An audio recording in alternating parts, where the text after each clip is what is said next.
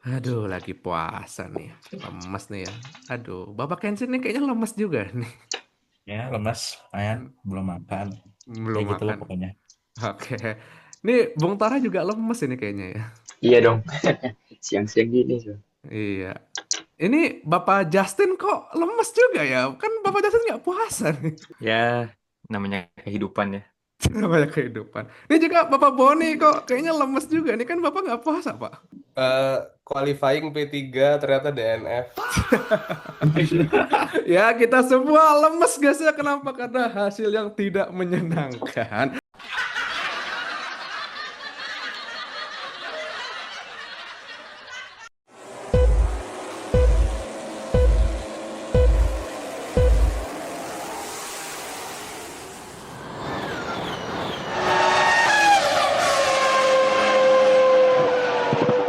Welcome back to The Constructor, talk about motorsport, produced by Bramslook Media. Dan kali ini kita mau bahas tentang Australian Grand Prix yang sudah berlangsung tadi ya. Ini BTW kita rekam sejam setelah berlangsung ya gitu di Albert Park.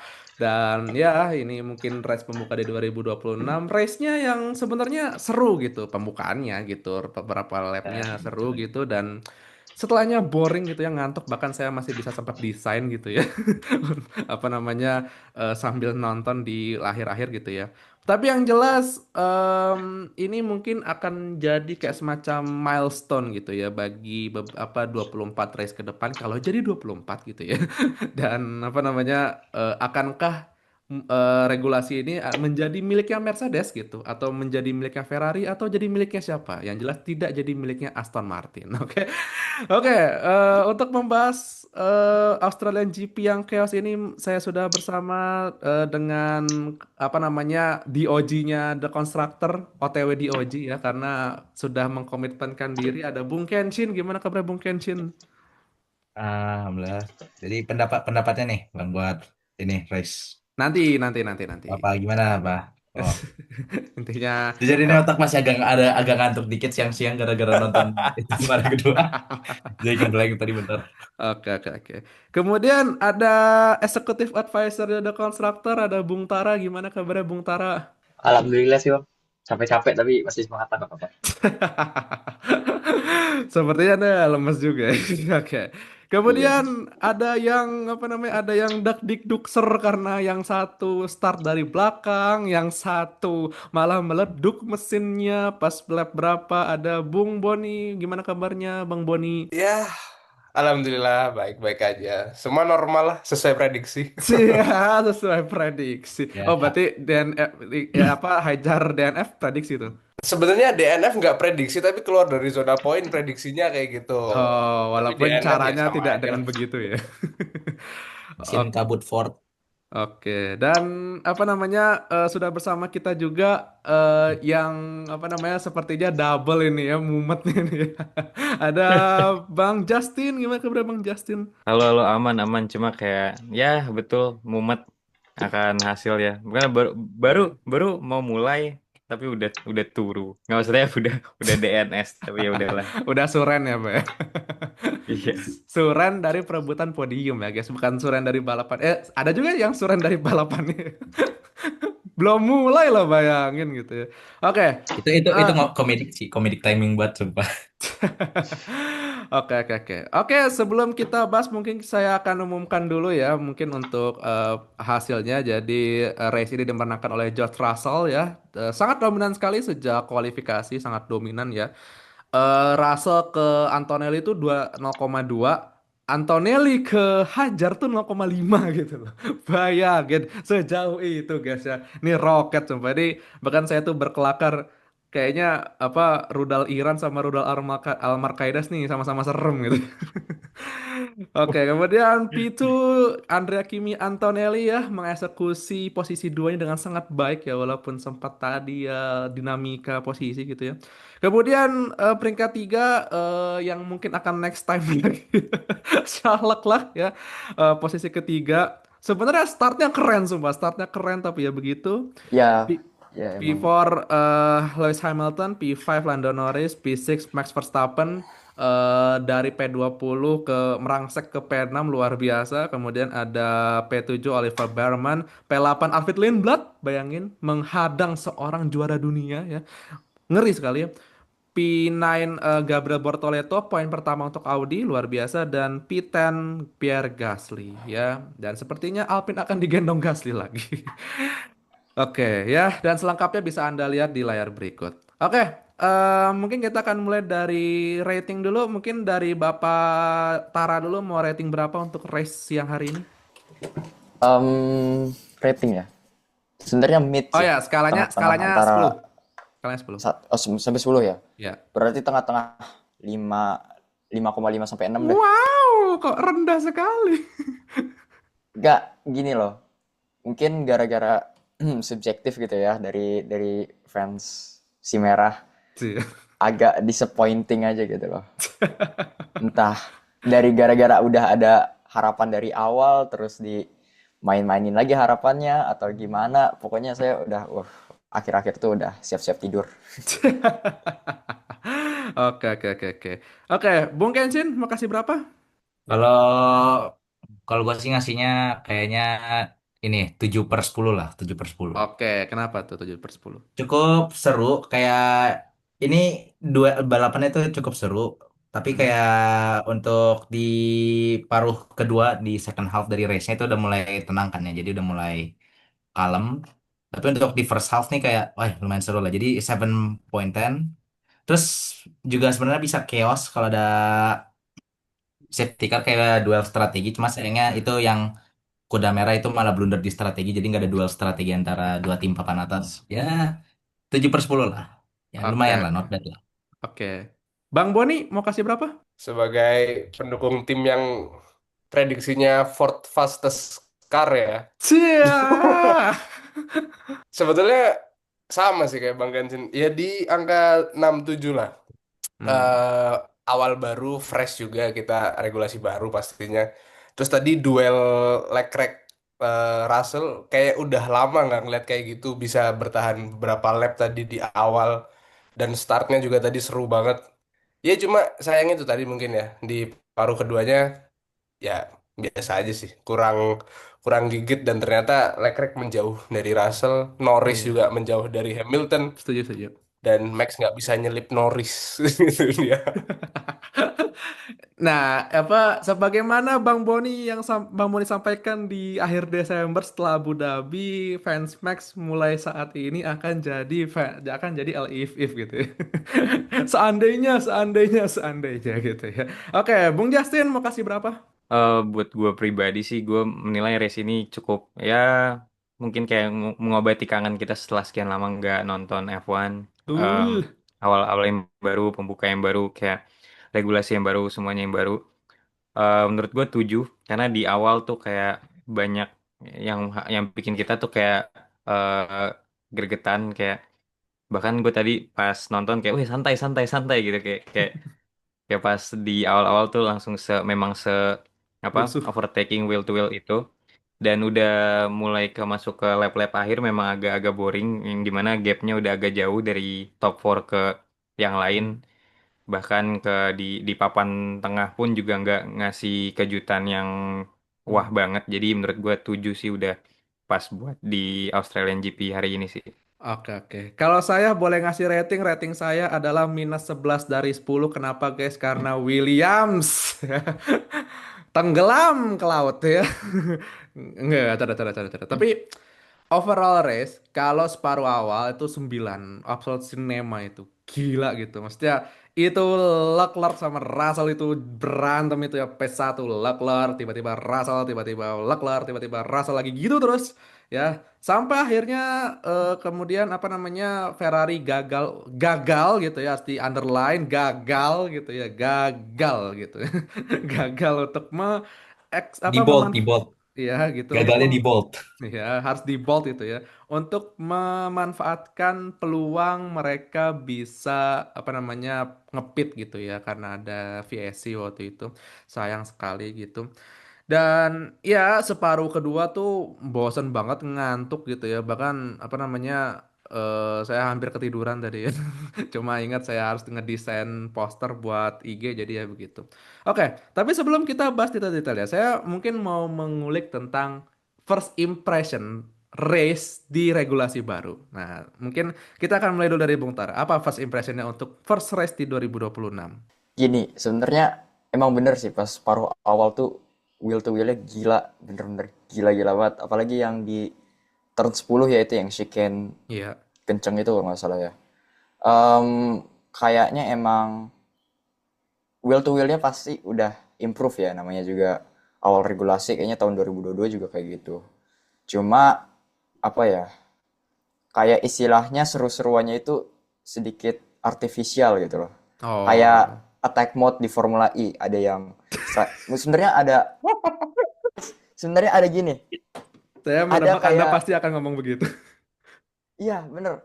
Soalnya sebenarnya ada aspek strateginya juga. Cuman kalau mainnya ada cut off yang gila banget kan yang pas di straight Hmm. apa straight sebelum chicken itu kan gila itu bisa 50 kph gara-gara baterai doang kan kurangnya.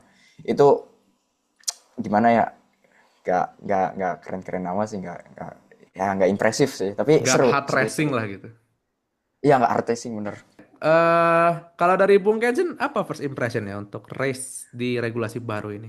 LMP1 hybrid tapi edisi sprint. LMP1 LM, hybrid tapi edisi sprint. Enggak, masalah ini lihat ini deh ya kayak apa namanya buat yang first balapan di paruh pertama tuh di first half yang apalagi yang duelnya Mercedes sama Ferrari itu tuh kayak yang gue lihat yang gue observasi apa namanya yang terutama tuh yang kata pas Russell nge-overtake Leclerc habis itu di overtake balik gara-gara Russell udah keburu baterainya semuanya udah keburu habis jadi Hmm. udah keburu clipping jadi langsung di overtake sama Leclerc itu tuh beneran kayak apa namanya ngegambarin bang itu tuh kalau misalnya pernah ngeliat misalnya Bang Afik pernah ngeliat klip WEC dari era LMP1 hybrid Hmm. itu tuh rata-rata duel LMP1 tuh kayak gitu tiap kali attack Hmm. attack driver tuh pasti misalnya pasti itu yang driver di depan sengaja nggak ngedeploy baterai mereka dan itu Oke. jujur karena emang udah kebiasa dari nonton-nonton WEC kan balapan-balapan lama WEC jadi kayak Hmm. wah seru juga nih akhirnya F1 duelnya kayak gini gitu jadi Hmm. kayak walaupun emang ya normanya tuh buat kayak di F1 Twitter terutama pada nggak suka kayak ah ini gimmick banget balapannya jujur pada mereka pada bilang gimmick di F1 tapi giliran di luar F1 tuh kayak wah otentik banget jadi kayak jujur buat Kensin sendiri kayak itu mah jujur ini seru jadi kayak tinggal lihat aja nanti evolusi dari balapannya gimana pas driver-driver udah pada learn cuma overall ya ya it's alright lah first impressionnya kita sesuai LMP1 tapi di F1 gitu. LMP1 tapi di F1. Iya. Versi sprint ya dan dan balapan WEC itu kan panjang-panjang kan rata-rata 6 jam, 12 jam, 24 jam gitu Bener. ya. Lagi Oke, ada traffic manajemennya. betul. Bang Boni first impressionnya untuk first race in new regulation. Oke, seru. Jujur seru karena balik lagi ya. Hmm. Jarang dari berapa tahun terakhir ya, jarang ada yang benar-benar kompetitif secara balapan, selip-selipan, dan intens panjang ya, lama ya maksudnya ya. Betul. Dan sebetulnya kalau boleh jujur ya, to be fair juga buat masyarakat di luar sana, ternyata emang not that bad, nggak sesuai sama narasi negatif yang selama ini dibangun tentang regulasi baru tentang di F1. Hmm. Apalagi kayak misalnya orang-orang bilang akan boring, terus nggak sebelum nyusul udah habis baterainya. Ya mungkin secara teknis itu terjadi, cuma apa yang ada di Albert Albert Park tadi itu benar-benar ya seru aja sih. Sebenarnya Hmm. PR-nya sekarang adalah gimana caranya semua mesin bisa reliable dan mungkin masalah gap yang terlalu jauh dari super lab-nya Mercy ini kayaknya juga harus Betul. dijawab segera ya. Dan bayangin aja kalau misalnya kondisi itu udah kejawab dua-duanya, akan sekompetitif apa F1 ke depannya. Itu akan seru banget sih kalau buat aku ya. Hmm. Oke, oke, oke. Bung Justin, first impressionnya? Buat race pertama tadi jujur gue udah catat beberapa aspek. Jadi menurut gue pribadi, menurut keyakinan saya, Cia, menurut menurut keyakinan keyakinan saya. saya ini mungkin menjadi era yang paling nanti jadi engine sentris lagi semenjak era 2014 kemarin gitu. Kayak mungkin kita ingat kayak kita kembali ke situasi awal-awal era hybrid di tahun 2014 di mana Power Unit tuh benar-benar nentuin eh, siapa yang lebih kompetitif gitu loh.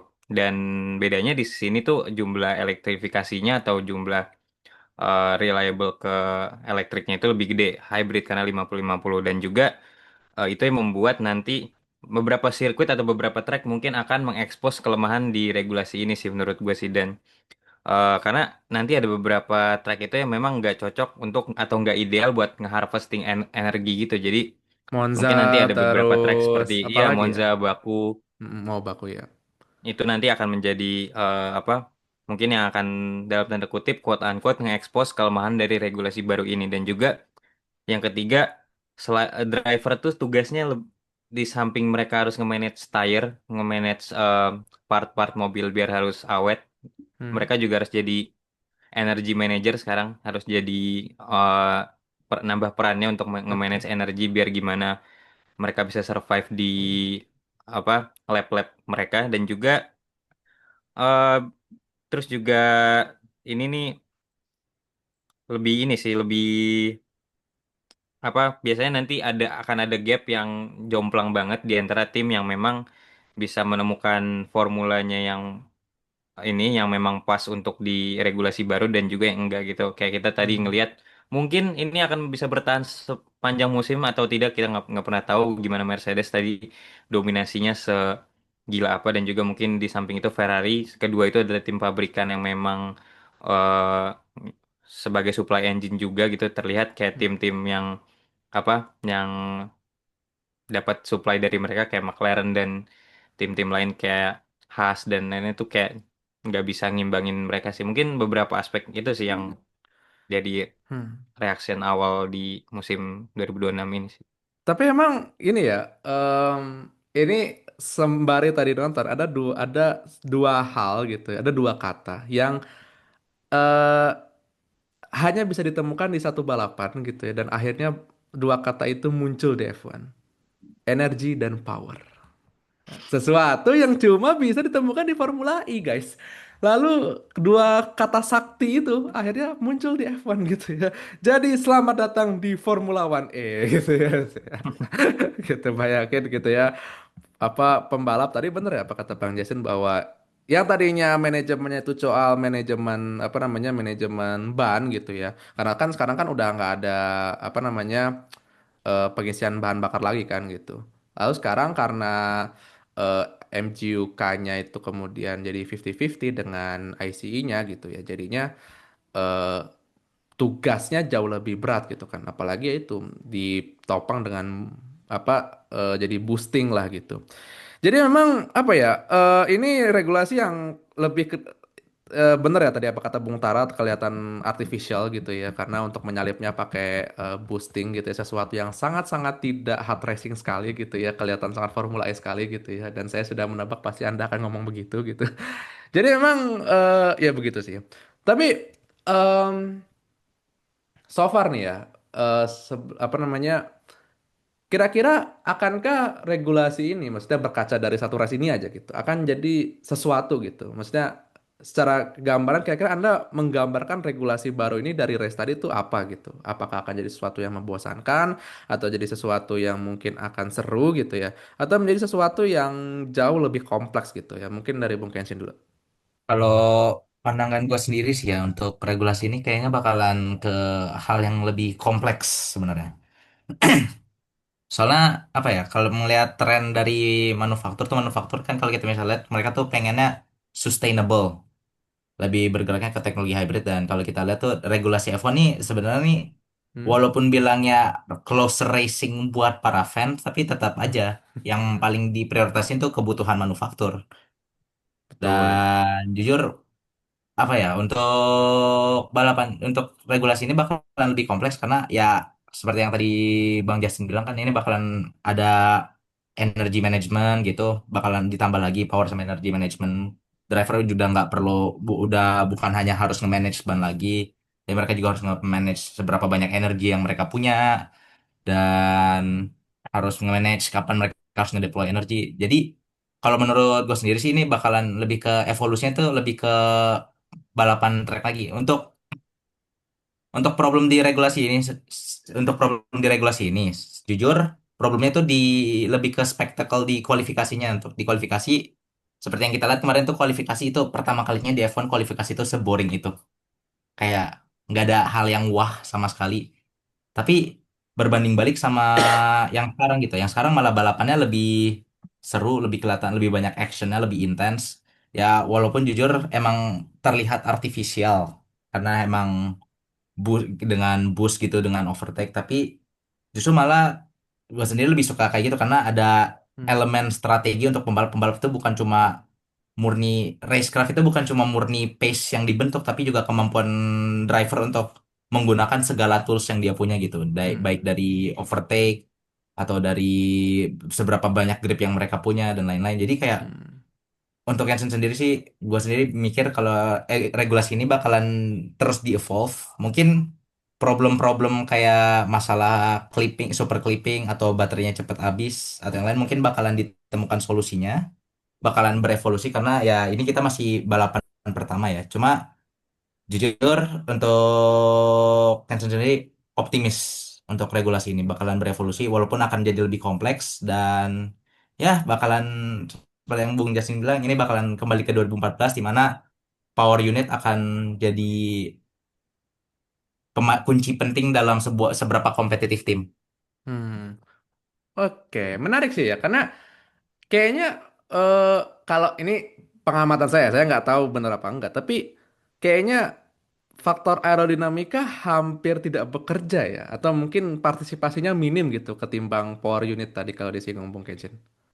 Jujur, kalau untuk aerodinamika masih penting, cuma nggak sepenting cycle regulasi sebelumnya, terutama regulasi 2017, Hmm. 2021, atau enggak regulasi era ground effect ya, karena itu regulasi kalau bahasa Ustadz Aiden Milward, Ya, kalau di kata kalau kata mention beliau itu tuh lagi. regulasi downforce monster dan itu di mana regulasi itu ya kalau misalnya aero dan chassisnya bagus bakalan sepengaruh itu.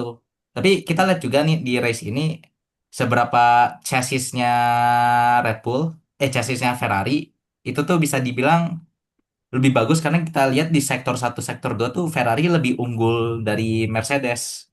Cuma Hmm. ya Mercedes masuk ke enggak, sektor satu sektor 3. Sektor 2 yang murni banyak lurusan itu Mercedes lebih unggul. Cuma masalahnya seunggul-unggulnya Ferrari di bagian sektor yang banyak tikungan gitu, yang banyak, yang dimana tuh kemampuan aero sama chassis bisa apa namanya membawa advantage, bawa keuntungan itu dianulir dengan pace advantage-nya Mercedes di sektor 2 yang banyak lurusan. Jadi kayak Hmm. jujur untuk persentase seberapa pentingnya chassis sama aero bakalan turun drastis, tapi mereka tetap main faktor penting dalam seberapa kompetitif. Karena yang kita lihat untuk secara overall package, Mercedes itu chassisnya bagus, aeronya bagus, tapi mereka ditopang sama mesin mereka yang gila. Oke, oke. Itu untuk pendapat Lanjut.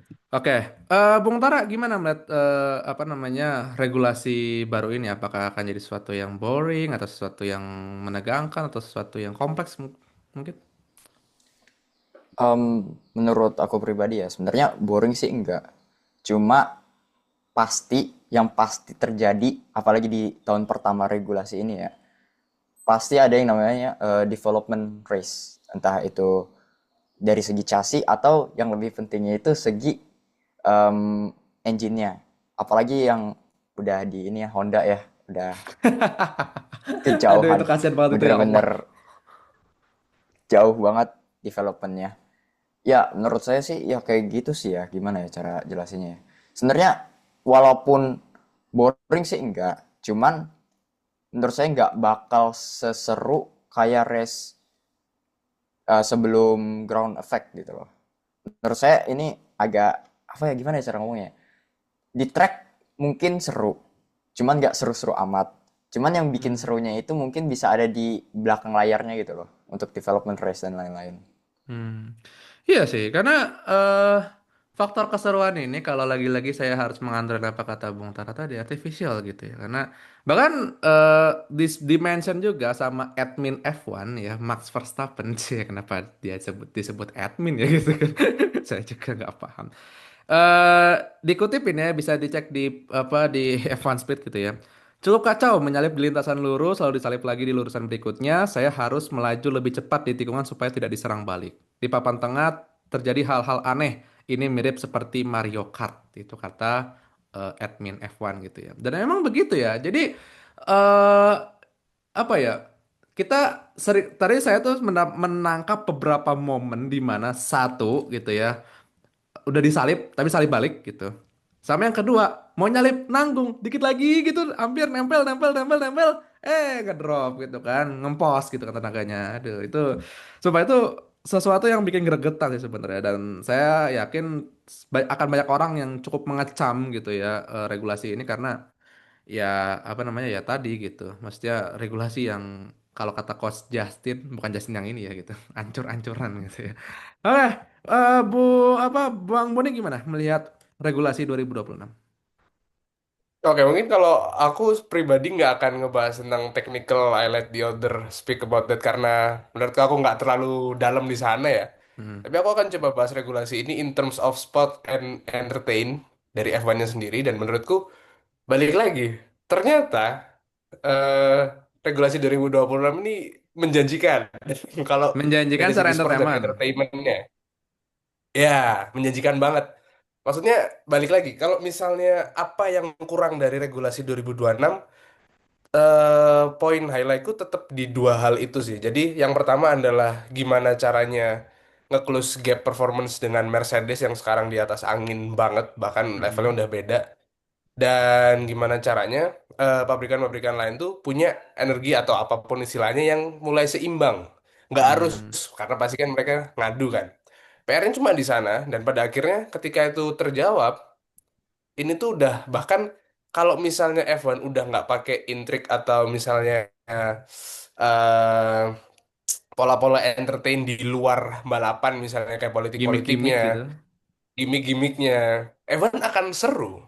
Cukup Hmm. dengan balapannya aja. Dan justru mungkin sambil berjalan menjawab kekosongan solusi tadi, mungkin sekarang justru yang kita bisa ekspektasikan dalam satu musim ini udah pasti perang politik dari Mercedes, FIA, Hmm.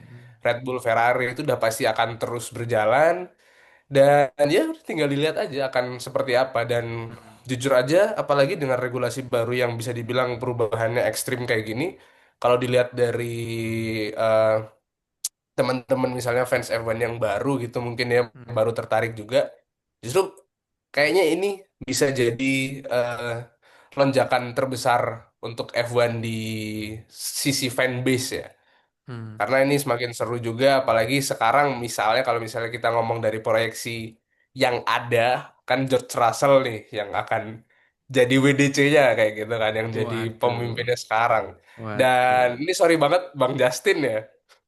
Kita sama-sama tahu kalau Russell tuh masih lebih diterima oleh masyarakat daripada Lando Norris gitu kan. Jadi Astagfirullah, secara aduh. persona, Iya, bukan maksudnya gimana iya, gimana, iya, tapi iya. secara Bisa media dipahami, bisa appearance, dipahami. terus personanya juga dia lebih charming juga. Nah, mungkin tinggal itu aja sih. Dan ini ya kita tahu PR-nya F1 sangat sangat sangat sangat sangat pintar ya. Dan ya udah pasti akan di milking dan itu tadi secara sport dan entertainment Evan akan menyentuh peaknya mungkin. Mungkin itu sih. Oke. Tapi emang apa ya? em, saya setuju sih dengan bahwa kalau mau seru, mau apa ya? Secara entertain seru ya caranya competitiveness levelnya yang kemudian dibikin bukan setara sih apa ya? Ya equal lah gitu, mendekati lah gitu. Jadi nggak mesti yang apa, nggak mesti yang sama banget, tapi seenggaknya mereka saling bisa mengejar gitu kan. Bukan yang ditinggal jauh gitu kayak dulu Verstappen di 2023 kan gitu, gap berapa belas detik, berapa puluh detik gitu kan. Bung Justin, Betul. about 2026 season.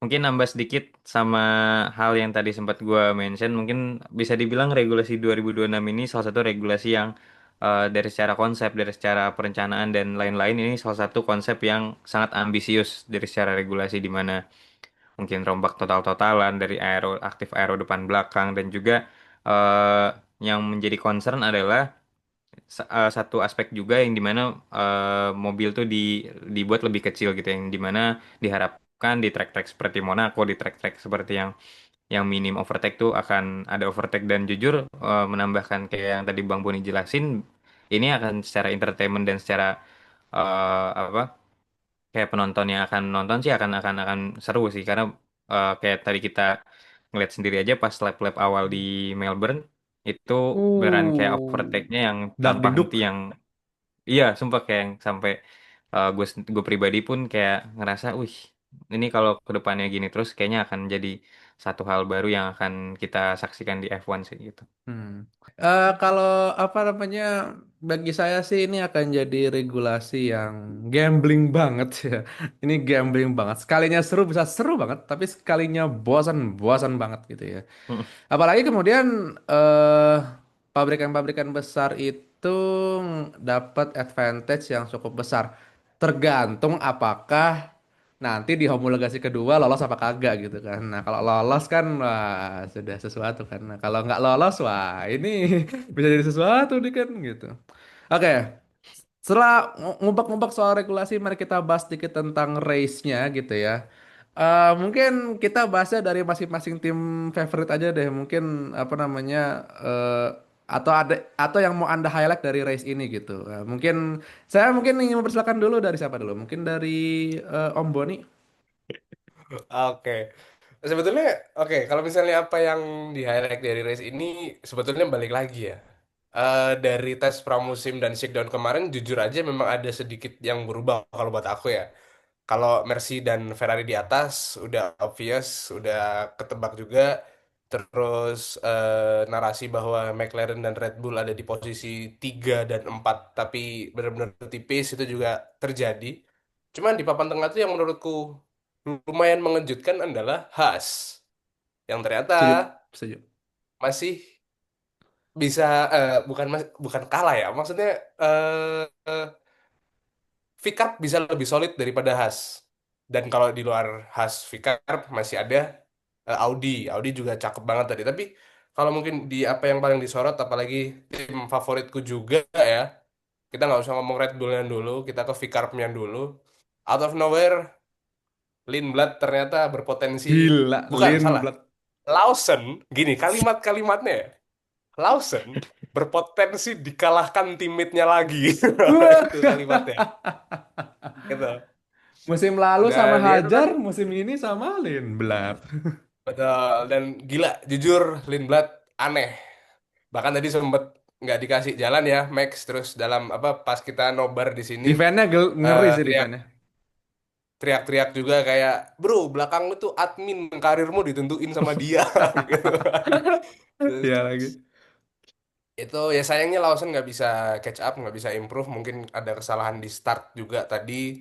Dia mau ambil line-nya Lindblad juga, tapi ketutup akhirnya kebuang ke belakang. Terus di sisi lain kalau misalnya dari Red Bullnya sendiri, jujur kasus Isaac Gajser akhirnya jadi pertanyaan karena pada kondisi sekarang ini Red Bull baru Hajar yang bermasalah. Ini di Betul. luar pramusim dan shakedown ya, selama FP1, 2, 3, quali dan balapan, Hajar bermasalah. Nah ini apakah ada potensi juga bahwa ternyata Red Bull Powertrains nggak se-reliable itu? Mm-mm. Atau mungkin ada catatan khusus misalnya kayak Hajar terlalu agresif untuk mainan mesinnya gitu-gitulah. Dan kalau misalnya kita menyoroti Max 20 ke 6 kayaknya ya udah itu biasa lah buat dia, bahkan ekspektasiku itu 5 tapi gagal nyelip itu tadi ya, gagal nyelip Bruno Norris itu. Dan apalagi ya yang paling menarik sebenarnya itu tadi sama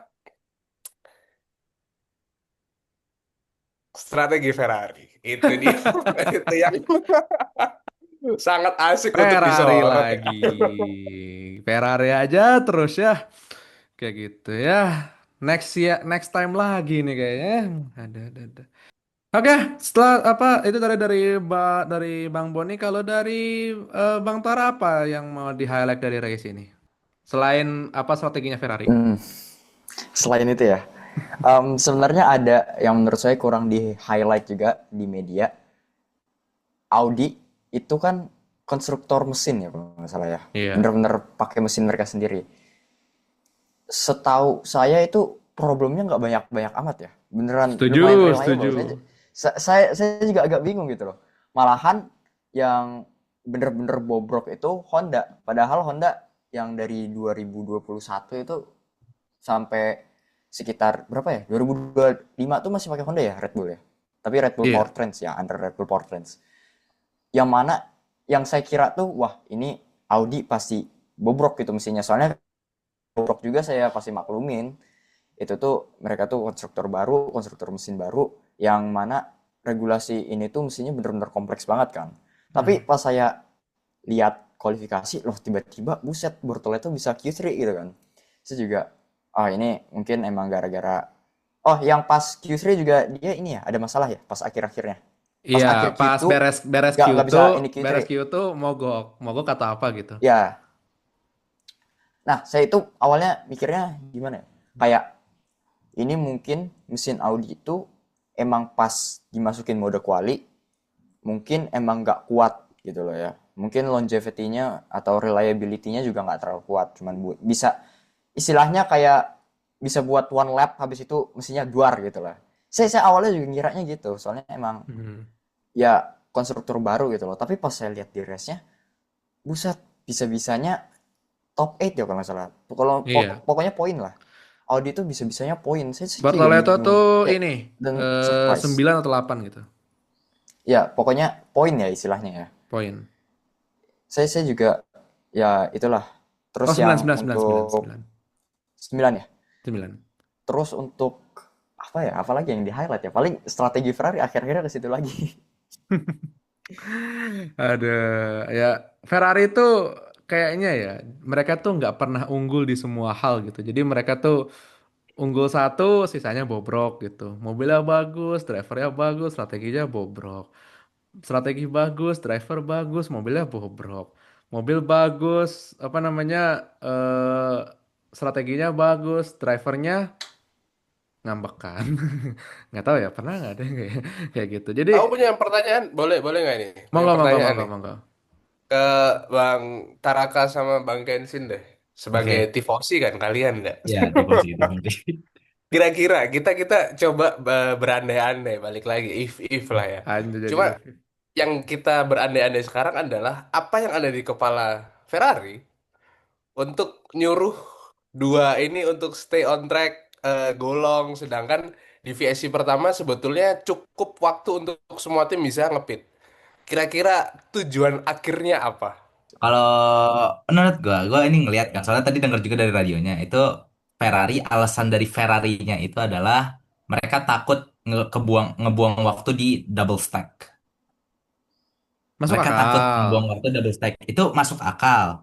Problemnya adalah masalahnya di balapan pertama, pas di first half kita ngelihat pace-nya Mercedes itu ada kalau lagi di clean air doang, di dirty air mereka ya setara lah sama Ferrari. Harusnya dengan demikian Ferrari nge-split strategi mereka, karena kalau misalnya kita lihat analisa seandainya VSC kita buang, Ferrari itu nyoba strateginya itu offset tire strategi, nge-offset strateginya Mercedes gitu lewat ban. Ya jujur masalahnya nih di VSC aja mereka nih nggak mau, mereka lupa gitu keunggulan Mercedes tuh kalau udah di clean air tuh mereka bakalan nggak kekejar. Jadi ya aduh ya Allah, ini pengen ngemaki-maki masalahnya lagi puasa. Tapi iya masalah itu. Jadi ya seperti yang tadi bilang, Hamilton juga sendiri juga udah terang-terangan kan ngatain, ngemarahin gitu. Setidaknya masukin satu. Tapi ini bakalan masuk ke ranah konspirasi dikit. Apa namanya? Oke. Tadi ngeliat di Twitter tuh apa namanya? Kalau misalnya nge-offset di apa namanya, Ferrari milih buat ngepit salah satu yang posisinya paling diunggulin tuh, kalau misal buat ngepit tuh Hamilton. Masalah kalau misalnya Hamilton di pit itu tuh bakalan ngorbanin Leclerc. Leclerc bakalan jadi korban. Soalnya kan Oke. Leclerc bakalan mentingin track position, dan pas misalnya masuk ke pit stop bakalan jadi ini kan, jadi kena bahaya dari serangan Mercedes. Sedangkan kalau misalnya untuk Lewis sendiri nggak terlalu kena bahaya pas setelah pit stop, karena ya secara umur ban mereka sama, sedangkan Leclerc Hmm. mereka dia bakalan kejar dengan virtue of Leclerc bannya lebih tua dari ban yang lain. Hmm. Masalahnya nih selama satu race ini nih kelihatan banget kalau Ferrari ini kayak nggak mau ngerugiin Leclerc. Padahal secara kalau kita lihat dari race pace-nya juga nih Hamilton lebih unggul dari Setuju, Leclerc. setuju. Secara race pace Papaya itu Rules Hamilton lebih unggul. tertular di Ferrari. Apa Ya, berarti kalau kalau di Ferrari berarti apa namanya? apa Yang ini merah. Horse Otomatis rule Maranello, rules. namanya, horse rule. Maranello, This time perjanjian rules, bro. Maranello. Oke. Tapi ya itu sih pendapat untuk take dari gua itu. Jadi kayak Ferrari ini alasan mereka logis, Hmm. tapi eksekusinya bodoh. Oke, oke, Kalau oke. Oke. disimpulin kayak gitu. Oke, Bung Tara. Kurang lebih sebenarnya sama sih kayak Bang Kenshin. Cuman saya pengen tambahin dikit. Menurut saya yang ada di kepala Ferrari itu tuh mereka pengen kayak Monza 2024 di mana Oke. uh, Oke, McLaren boleh, boleh. McLaren ya. Yuk. McLaren kalau nggak salah pas waktu itu tuh. Ya. Mereka tuh ngelakuin dua kali pit to stop. Habis itu Ferrari pengen istilahnya kan kalau stop deviasi kan pasti kemungkinan di pikiran dia tuh to stop kan. Soalnya Hmm. entah dari simulasinya atau apa. Cuman mereka tuh pengen kemungkinan regulasi baru, reliabilitas mesin-mesin juga pasti pada bobrok. Kemungkinan ada safety car gitu kan. Pasti di pikirannya mereka tuh Yes. tengah-tengah pasti ada safety car. Nah, pas mereka tunggu ya malahan Botas tuh malah stopnya itu di pit. Jadi pit entry-nya malah di close. Gitu. Iya. Jadi malahan akhir-akhirnya juga kagak Kayak jelas juga pas kan. pas lucu tuh pas apa namanya pas Bottas berhenti dekat pit itu terus apa setelah itu kan Verstappen sempat ngepit kan kalau nggak salah sebelum pit entry ditutup kan Betul. pas pit Ya betul entry betul betul. ditutup wah mampus Ferrari ayo mau pit kapan ayo Jujur itu dan banding HP pas ngeliat itu. Itu ngebanding HP pas ngeliat itu. Pak, kasihan Udah Pak. ditunggu Apa kapan orang tua masuknya Anda nggak udah masuk-masuk. beliin HP capek-capek, lalu Anda banting hanya karena Bantingnya ke kasur, bantingnya ke oh kasur. banting ke Masih kasur. masih sayang HP, masih Masih sayang sayang HP. HP, oke. Ya buat tifosi ini ya, kalau Anda punya uang lebih gitu ya, silakan Anda beli petasan, lalu kirimkan tembakan-tembakan itu ke Maranello gitu ya. Ya, ya begitulah. Oke, Bung Justin. Oke, mungkin dari ini kali ya, mungkin gue langsung transisi highlightnya ke McLaren ya. Kita Oke. breakdown McLaren di race ini ada sedikit catatan dari gue. The whole weekend sebenarnya McLaren itu punya apa raw pace mobil tuh yang potensial, tapi belum bisa secara sepenuhnya dimaksimalkan gitu. Kayak Betul, pas di setuju. praktis pun Piastri juga nunjukin kalau dia bisa jadi yang tercepat gitu. Cuma masalah utamanya mereka belum bisa berhasil kayak mengekstrak eh, power mobil secara maksimal di sepanjang Betul. weekend dan juga eh, kita kita lihat sendiri transisinya itu kelihatan langsung di qualifying-nya gimana McLaren itu punya eh, apa secara whole package mereka cukup balance secara aero juga bagus dan eh, secara kecepatan juga mereka punya tapi again mereka belum bisa maksimalin di qualifying Hmm. dan finish di posisi 5 dan 6. Dan juga terutama yang bikin strategi mereka yang udah terbangun itu hancur adalah apesnya Oscar Piastri, bad lucknya Oscar Piastri, yang dimana sudah berdiri di depan crowdnya dan tiba-tiba beberapa menit kemudian hal yang tidak diharapkan terjadi di mana dia harus crash di apa Hmm. after exit turn 4 ya kalau nggak salah. Iya. Itu eh, di menurut keyakinan saya lagi itu karena mungkin bannya masih dingin dan mungkin ada lonjakan dari eh, battery system. Dan juga itu yang membuat berpengaruh langsung ke teammate-nya yaitu Lando Norris, sang juara bertahan ya. Saya harus menekankan itu karena kapan lagi saya juara gitu. Itu yang langsung langsung langsung berasa efeknya gitu. Karena yang tadinya Hmm. fokusnya McLaren mungkin kita harus incar podium seperti biasa, Hmm. kita harus melanjutkan tren podium. Namun di race ini Lando diplot sebagai save points buat McLaren karena kalau misalnya sampai dua-duanya kenapa-kenapa ini akan menjadi hal yang krusial bagi McLaren. Hmm. Bisa dibilang McLaren melakukan damage limitation ke Lando Norris lah gitu. Diusahakan Lando Norris meminimalisir damage yang akan terjadi gitu dan juga Hmm. eh, dan juga mungkin dari McLaren adalah ini pressure di mereka sih karena mereka sebagai juara bertahan baik itu WDC dan WCC pressure di mereka dan juga benchmarknya langsung kelihatan bahwa Hmm. tim supplier mereka itu Mercedes jauh lebih siap dan menurut gua untuk weekend-weekend kedepannya PR McLaren akan lebih banyak sih itu Tapi dan McLaren tuh ya di weekend ini tuh agak cukup moderat nggak sih pendekatannya? bener. Maksudnya nggak yang ngapus banget gitu. Iya, nggak yang terlalu nge-push banget dan juga nggak dibilang pelan banget juga enggak dan mungkin mereka Hmm. bisa dibilang masih quote unquote dalam tanda kutip masih dalam proses adaptasi tapi mungkin ya yang dirasain McLaren juga mereka ya namanya mereka dari tim yang mendominasi Hmm. gitu kan dan harus memaksimalkan mungkin regulasi baru yang bisa dibilang nggak sesiap supplier mereka mungkin mungkin Hmm. dalam tanda kutip. Nah, itu bisa jadi hal yang concerning buat McLaren sih menurut gue pribadi. Oke, oke. Bung Kenshin, apa yang mau di-highlight dari race siang hari ini, Bung Kenshin? Selain strategi Ferrari? Oke, itu mah udah ya, nggak usah kita bahas lagi udah. Walaupun masih pengen ngemaki-maki Ferrari sebenarnya. Puasa, Pak, Tapi puasa. tapi jujur untuk yang paling pengen di highlight sih sebenarnya itu ada dua yang menarik perhatian gua. Pertama, apa namanya, Mercedes nggak lupa kalau mereka itu pernah mendominasi. Itu, Iya, wah, oke. eksekusinya selama balapan ini flawless. Terus juga mereka tuh mainnya langsung ke long game gitu, nggak ngereaktif gitu. Mereka langsung ambil keputusan decision making mereka kuat. Terus juga mereka juga belajar dari kesalahan waktu Silver War. Karena di sini Hmm, dilihat jelas kalau misalnya tuh mereka tuh prioritasnya ke satu pembalap, oke. Terus juga Antonelli, jujur ini juga ke Antonelli. Antonelli itu dia dia mainnya main aman, dia nggak gedebak-gedebuk, tapi solid gitu. Maksudnya kayak disuruh tadi tuh yang tim radio kan pas Bono minta ke Antonelli, kira-kira kuat nggak mau apa nah one stop. Antonelli kayak bilang, waduh itu kayaknya agak agak kalau di ini mah dibahasain ke Genshin mah, waduh itu kayaknya agak agak agak susah deh. Tapi tetap dilakuin gitu. Jadi Antonelli tuh beneran dipadu. Jadi itu Mercedes tuh mereka tetap dingin, tapi mereka tetap kayak ngemandu drivernya gitu biar bisa sampai tujuan mereka.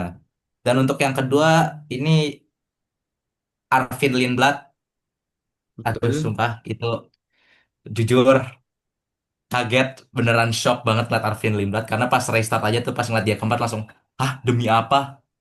Itu beneran kayak emang beneran kayak di situ tuh dia bukan cuma buat hahaha dong, kayak emang nunjukin gua nih datang ke sini tuh buat balapan gitu. Mm-mm. Soalnya tim tim utamanya aja tim utama langsung diserang gitu. Terus juga pas yang di tengah-tengah balapan tuh yang duel sama Bearman. Bearman udah nyalip, udah jauh. Di attack lagi sama Lindblad. Padahal secara ban tuh lebih fresh si Bearman dan sempat kesalip cuma Bearman untungnya defend. Gila, Betul. Lindblad baru balapan pertama, umurnya juga sama gue masih tuaan gue, tapi udah berani udah berani buat nyerang gitu kan. Bahkan Verstappen aja ditahan gitu kayak wah gila ini Mm-mm. beneran excited sih ngeliat Lindblad keduanya. Dan yang terakhir tuh yang beneran pengen dilihat tuh ini yang tadi Tara bilang, yang pas tadi Bung Tara bilang itu tuh Audi tuh beneran solid banget. Mereka finish P9 buat debut pertama mereka sebagai Works Team, mesin pertama mereka di F1, dan mereka udah bisa masuk ke papan tengah. Itu jujur cukup kayak nggak ngeliat gitu, nggak ada yang ngebahas karena ngebahasnya kalau nggak ya Ferrari, strateginya Ferrari, Mercedes 1-2 dominasi Mercedes ya, bahasnya soal Mm. regulasi yang pada debatnya regulasi, tapi Audi tuh kayak kagak dianggap gitu. Dan mungkin Mm. yang terakhir yang pengen Kenshin bahas itu Haas. Haas tuh bakalan kayaknya jadi ketua midfield. Kayaknya nih bakalan dibagi jadi dua, bagi tiga cabang nih papan atas. Kan waktu pas kemarin preview 2026 tuh gue bikin prediksi bakalan four way title fight. Iya. Cuma kayaknya ini kemungkinan besarnya ini bakalan balik lagi ke era 2017-18, duel Mercedes Ferrari kemungkinan Oke. besarnya. Karena Oke. untuk Red Bull sendiri, Red Bull RBPT masih belum jelas nih, apalagi ngelihat engine failure-nya Hajar. Isaac Hajar kan masalahnya itu kelihatan jelas itu asapnya cukup banyak kan. Berarti itu Hmm. kayak ada concern gitu. Terus untuk McLaren juga, McLaren walaupun potensialnya gede, tapi mereka kayak apa namanya, jujur untuk regulasi ini karena ini dominannya di mesin, pasti ini bakalan lebih ngunggulinnya tim pabrikan karena mereka yang paling banyak kendali atas mesin mereka. Jadi ini Hmm. kayaknya untuk tahun ini kayaknya duelnya bakalan duel antara Mercedes sama Ferrari. Dan mungkin mungkin McLaren bakalan kayak Red Bull waktu di tahun itu. Berapa kali bakalan ngebikin ribut di papan atas, tapi sisanya ya bakalan di posisi masing-masing gitu. Hmm. Dan untuk Haas, tadi balik lagi ke Haas, Haas bakalan jadi raja midfield. Haas udah bakalan jadi raja midfield. Karena Hmm. apa? Karena kita tadi lihat di race tuh yang gue lihat perhatiin tuh untuk pace Haas itu konsisten, dia lebih cepat dari mobil midfield lain. Betul. Kayak mereka tuh ada Williams di, terus apa lagi ya tadi tuh ya ya? Williams terutama itu. Iya, Aduh, Williams. apa? Williams harus di underline tuh Tapi Williams. tapi terutama tuh untuk Haas tuh mereka di atas rata-rata tim-tim papan tengah kayak Racing Bulls. Mm-mm. Dan mereka konsisten. Mungkin alasan kenapa mereka mereka tuh sebenarnya bisa double point cuma ya gara-gara ada blunder Iya, strategi buat Ocon. Jadi plus ya iya Ocon harus, plus collision collision Ocon sama Gasly tadi ya tuh. itu juga ada collision juga. Jadi makanya Haas nggak bisa double point. Cuma kayaknya nih Haas nih bakalan jadi penguasa midfield dan bakalan midfield nih tantangannya untuk tim-tim yang lain tuh gimana caranya nih bisa ngelawan tembok besar dari Jepang, tembok besar Amerika yang didukung oleh teknologi Jepang dan Italia Oh, iya. Oh, itu kirain aja. mau diambil alih sama Jepang kirain. Nggak tahu deh itu gimana Toyota itu mah. Oh, gimana Toyota? Siapa tahu kan full participate. Cia, Amin ya Allah Toyota amin. GR Racing F1 Team. Cia, bukan khas lagi gitu ya. Oke, oke, oke, oke. Em, Kalau saya yang saya sorot apa ya tadi? Satu Aston Martin. Saya kasihan sumpah nih sama pabrikan. Ini pesan saya ya buat Pade Lawrence gitu ya, tolong Bapak dalam berapa bulan ke depan jangan makan jeroan dulu, jangan apa kurangin garam. Terus pokoknya yang bikin darting-darting tuh tolong dikurangin dulu ya. Bapak lagi dalam masalah besar ini ya, tolong apa yang memicu hipertensi dikurang-kurangi gitu ya. Terus Pak Adrian Kenceng juga lehernya. ya terus ya kenceng lehernya nanti bahaya gitu kan. Iya, maksudnya Bapak mau di rumah sakit mana gitu kan nggak ada yang lebih mahal gitu. Terus apa namanya Pak Adrian Nui juga, aduh ya Allah ini. Pokoknya ini tim sangat-sangat apa ya, sangat-sangat kasihan sekali gitu ya.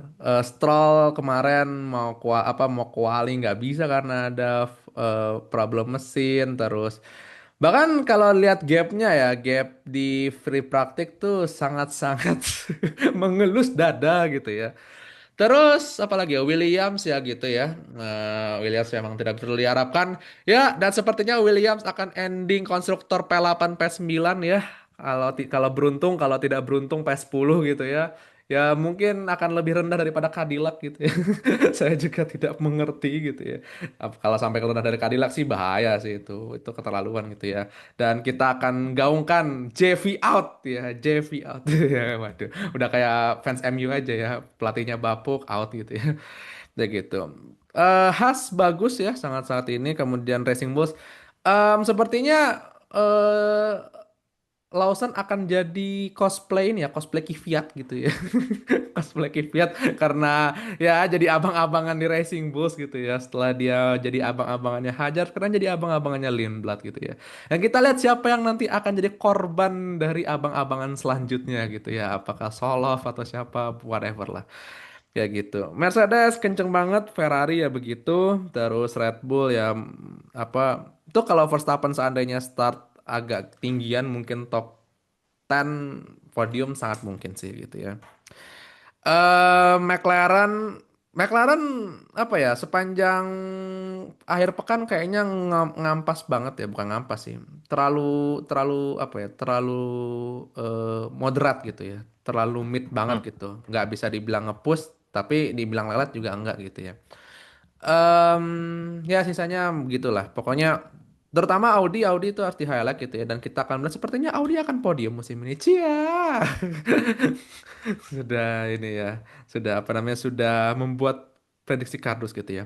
Kalau kata Bang Ahrel sih diprediksinya adalah Hulk Hulk win race ya gitu. Dan itu sangat mungkin dengan melihat Audi yang sangat-sangat ini ya. Kita akan ke apa namanya Grand Prix China gitu ya di Shanghai International Circuit yang dimana sepertinya Ferrari akan mengganas guys ya, walaupun mungkin takutnya diakhiri dengan disqualified ya seperti musim lalu. Saya takut ya kalau kalau kayak begitu lagi. Tapi mungkin kita sedikit review. Mungkin dari Bung Tara dulu. Review GP China. Review GP China ya. Em, Jujur China layoutnya itu cukup unik ya dari yang lain. Dia tuh sektor 1, sektor 2-nya itu banyak kelok-kelok. Entah itu medium speed sama high speed. Habis itu sektor 3-nya itu bener-bener full straight sama chicane. Udah itu doang Lempeng kayaknya dah. lurus. Iya makanya. Jadi em, ya sama kayak yang tadi kayaknya udah di-mention juga ada beberapa track yang bakal nampilin banget kelemahan regulasinya. Ya menurut saya gimana ya? Sebenarnya sulit diprediksi sih. Soalnya emang tracknya itu bener-bener unik banget. Itu perlu downforce yang lumayan tinggi juga untuk sektor 1, sektor 2. Sama tapi downforce-nya itu jangan keterlaluan, jangan sampai ketinggalan di akhir-akhir di sektor 3. Itu bener-bener unik juga. Jadi kalau untuk preview secara general kayaknya saya belum kepikiran, tapi kalau untuk prediksi posisi top 3 Oke. saya bakal all in Mercedes 1-2. Oh, sepertinya tifosi sudah mulai ini ya guys, sudah mulai menyerah guys, sudah mulai give up gitu. Siapa tahu ntar P3-nya siapa? P3-nya Hajar. Weh. Eh, Tapi ya, saya sebenarnya punya usul nih. Ini usul yang apa ya? Usul buat panitia Grand Prix Shanghai gitu ya. Kan tadi kan di mentionnya adalah bahwa ada beberapa track yang akan meng-highlight kelemahan dari regulasi 2026 kan. Nah, daripada begitu, mending di Grand Prix Shanghai pakai layoutnya Formula E. Oh yang short itu ya? Yang short itu gitu. Jadi Iya apa iya iya namanya iya. tidak akan terjadi tuh. Apa namanya ya gitu-gitu nggak akan gitu ya. Kayak gitu. Itu tapi kalau yang layout Formula E itu yang akhir-akhirnya sebelum main straight itu agak ribet nggak sih? Sekian-sekian doang Ya, kan ya kalau itu. ya Agak sekiannya kecil lagi, mana kecil lagi sih iya sekiannya. ya, ini banget susah. Iya, itu apa namanya? Ya nggak apa-apa kan biar jadi kayak Mario Kart. Iya, Oh Mario iya. Kart. Oke, Bung Justin.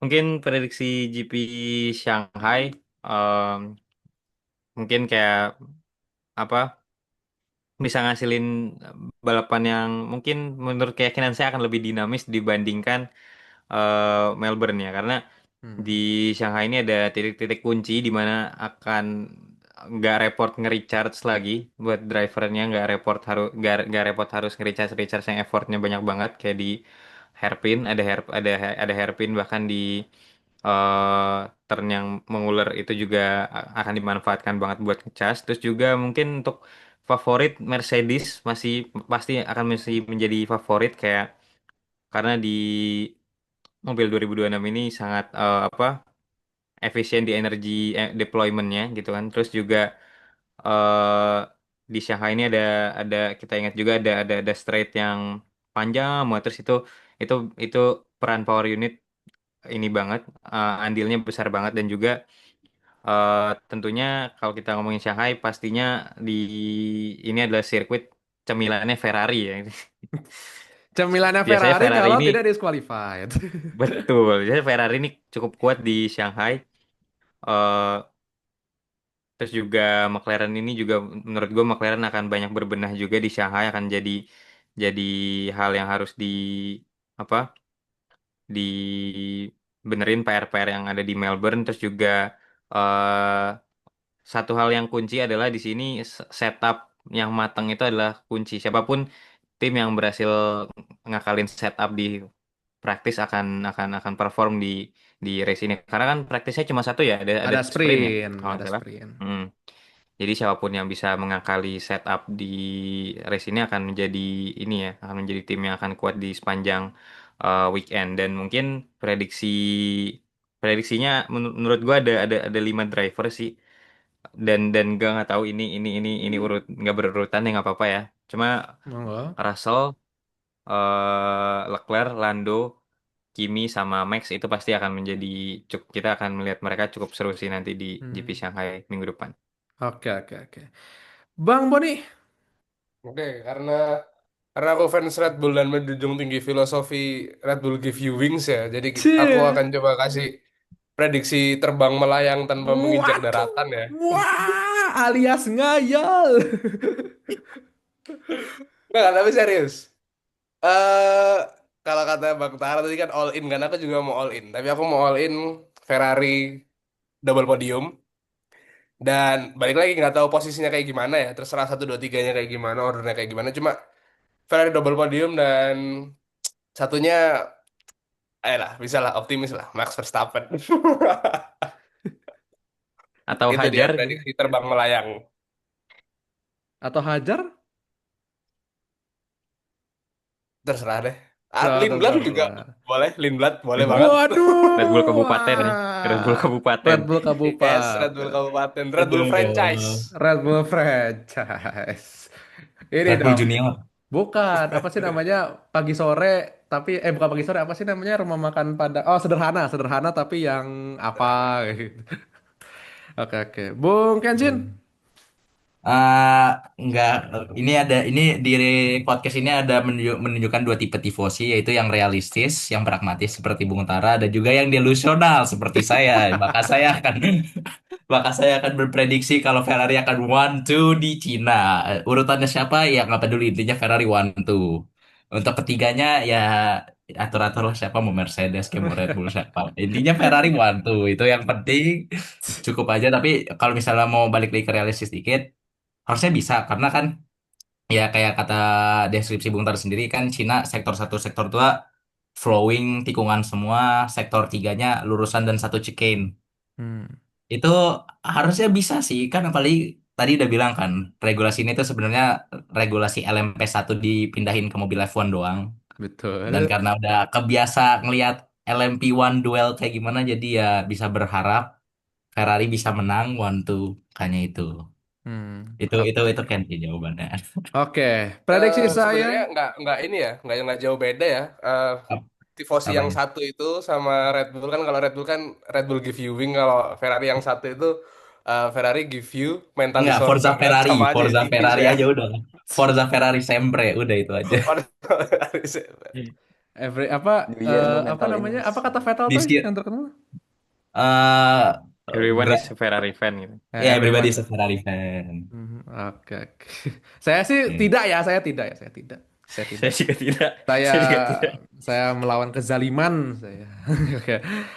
Prediksi saya yang bakal podium di di Shanghai ini: satu Fernando Alonso, dua Lance Stroll, tiga Carlos Sainz dari belakang.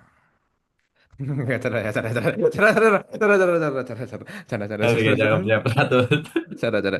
Tapi emang apa ya? em, ini akan jadi Grand Prix yang sangat melelahkan. Kenapa? Karena praktisnya cuma satu. Jadi ya itu benar kata Bung Justin. Siapapun yang bisa ngakalin setup akan unggul sepanjang sepanjang akhir pekan gitu ya. Dan jadwal selengkapnya bisa Anda cek di Instagramnya The Constructor ya. Nanti kita akan tampilkan juga di layar ya. Dan ya sekian podcast kita siang menjelang sore hari ini.